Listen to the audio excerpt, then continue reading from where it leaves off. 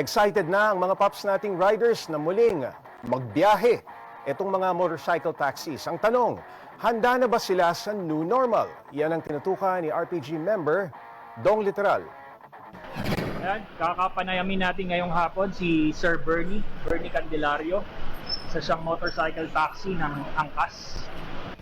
Papi, excited ka na ba sa muli niyong pagsabak sa pagbiyahe bilang motorcycle taxi? Sobrang excited po, sir. So, Papi Bernie, meron na ba tayong go signal mula sa Angkas para makabiyahe na kayo ulit? Sa ngayon, sir, wala pa naman po. Pero anytime po, naka-ready na po kami. Naku, masasabi ko, sir, handang-handa po tayo.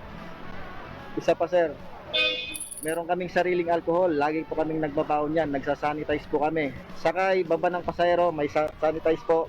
Lahat po, pati motor, pati yung pinaka-barrier po natin. Nung pandemic, sir, nagtitiis lang muna kami sa mga padala. Kaso mahina po eh. So, kumikita lang kami less than kahit sa minimum wage. Mas maliit po, 200, 300 sa isang araw. Pinagtitiisan po namin yon. Paano gagawin natin, sir? Pagbalik ni Angkas?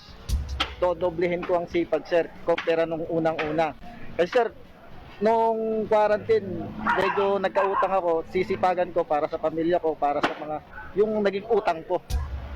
Yung mga nasa kinaukulan po, sana po payagan nyo naman na po si Angkas maging legal.